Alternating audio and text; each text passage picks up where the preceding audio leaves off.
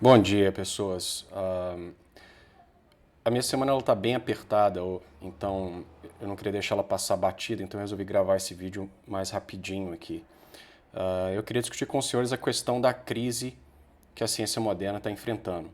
Se os senhores acham que não existe uma crise, acho que basta você olhar aí ao seu redor o que está acontecendo, por exemplo, em relação à minha sogra, né?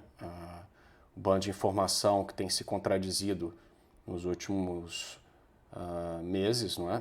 Cada hora uma coisa é dita e depois refutada. E então é importante que a gente discuta isso, né? Isso não é de hoje, tá? Então, se os senhores, por exemplo, pesquisarem a respeito da crise de replicabilidade das ciências, vão ver que isso daí está sendo informado para o público há muitos anos, tá? Então, antes da gente começar a discutir os problemas específicos, entenda uma coisa: a ciência, ela não existe, ela é uma abstração, tá? O que existem são cientistas fazendo seus trabalhos. E você achar que todo cientista é um sujeito uh, que ama a verdade acima de todas as coisas e quer trabalhar e estudar algumas relações causais e informar ao mundo algumas das maravilhas do planeta e que não existe por trás da pesquisa nenhum interesse financeiro, nenhuma influência política, nenhuma influência que seja farmacêutica, etc., você é muito inocente, tá?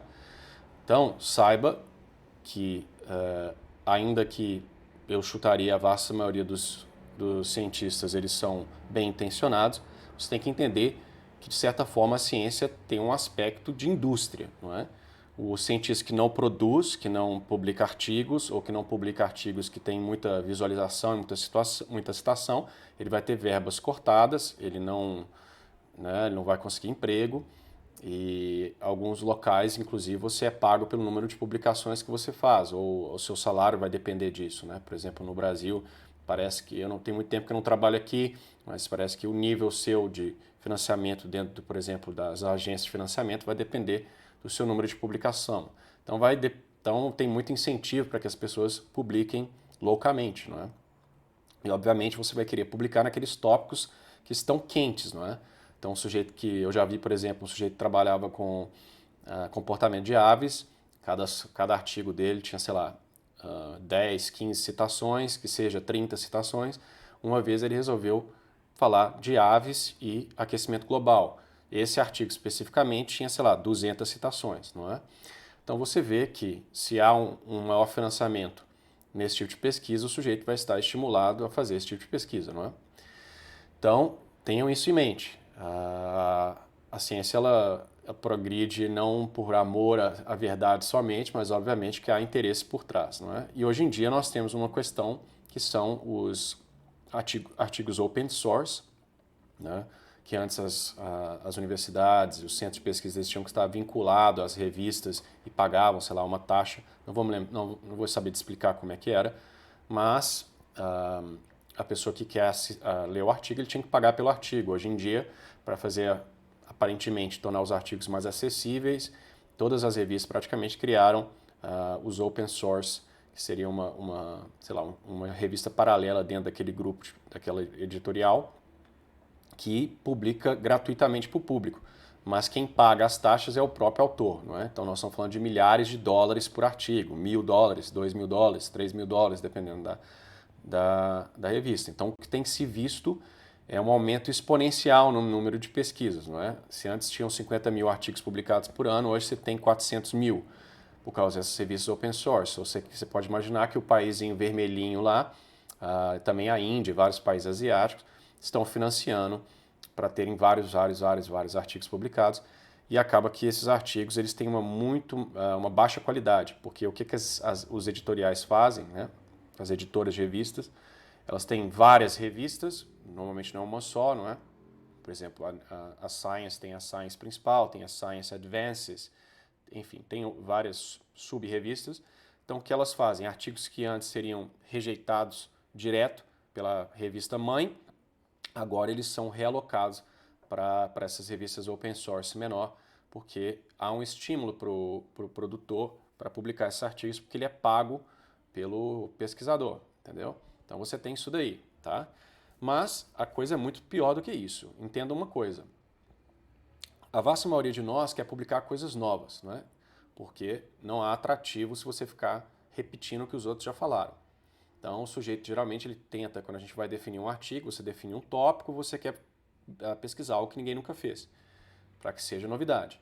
O problema disso é que, se eu encontro uma relação causal entre x e y, né, pode ser que aquilo ali seja uma coisa local. Às vezes, no meu caso, de biologia, às vezes é uma relação extremamente específica da população que eu estou testando. Eu presumo que seja um efeito geral, né? Eu fico aguardando futuros testes, só que esses futuros testes podem ser feitos com outras espécies, talvez, e talvez a relação x e y seja encontrada, mas o problema é que raríssimas vezes o mesmo tipo de experimento que eu fiz, com o mesmo tipo de animal, vai ser refeito. Né? Então não se sabe se esses efeitos são replicáveis. Ou seja, que se você repetir o experimento várias vezes em diferentes localidades, mas com o máximo de controle possível, que você sempre vai encontrar a relação de x e y.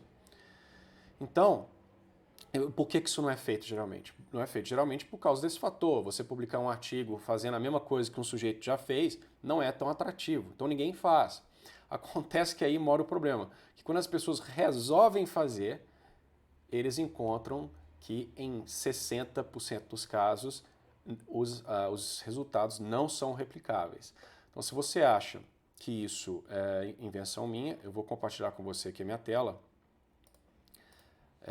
Então, você pode ver aqui, por exemplo, isso aqui é um artigo da Science, estimando a replicabilidade nas ciências psicológicas.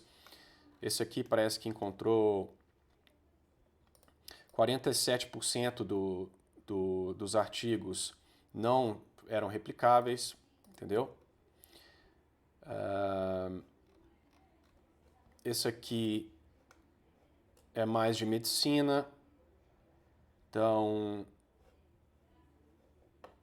somente 61% dos artigos são replicáveis, ou seja, né, você tem mais de 30% dos artigos, eles não são replicáveis.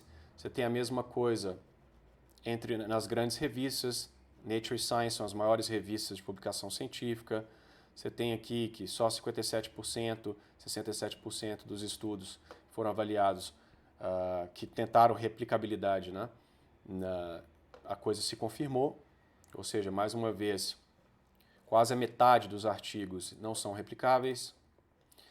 Olha esse aqui da PLOS, Medicina PLOS, que é um grande, já foi citado mais de 5.700 vezes, e a PLOS é uma grande revista. Por que a maioria dos artigos publicados são falsos, né? Os resultados, entendeu? Então você tem aqui as explicações, às vezes tem interesse financeiro, algum tipo de viés já pré-estabelecido que influencia os resultados, etc. Não é? Você tem outro tipo de crise, não é? Que publicações que não são replicáveis, ou seja, que estão erradas, têm efeitos que não são gerais, são citadas mais frequentemente do que aquelas que são replicáveis. Por que isso? Porque várias vezes alguns estudos eles dão grandes resultados, não é? Eles se propõem a explicar uma coisa estrondosa, colocam headlines assim extremamente chamativas, e isso obviamente vai gerar mais citação, porque não é, as pessoas querem citar coisas que são aparentemente interessantes. Só que muitas vezes essas coisas estrondosas são erradas. Não é? Por exemplo, esse aqui é na The Guardian, falando que teve 2 artigos que foram removidos de grandes jornais. Nesse caso, eles estavam descreditando a cloroquina, não é, contra a minha sogra, dizendo que não funciona, e tiveram que ser cancelados, porque os resultados eram totalmente errados.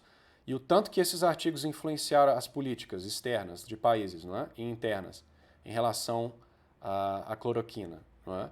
Então, o The Guardian, que é um jornal de esquerda, teve até que admitir que a ciência acaba ficando desacreditada com esse tipo de coisa. Não é?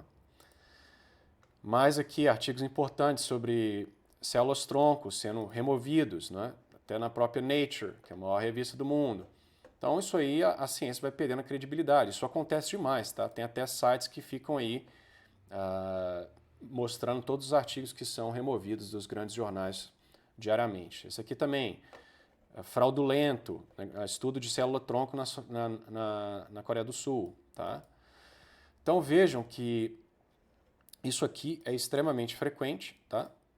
E infelizmente as pessoas não ficam sabendo, porque você só vai ficar sabendo aquilo que é projetado lá nas headlines dos jornais aí populares, e essas crises não são, obviamente, ditas para você, porque, como eu disse, se a sua igreja está tendo um problema de corrupção, ela geralmente não quer falar para o público.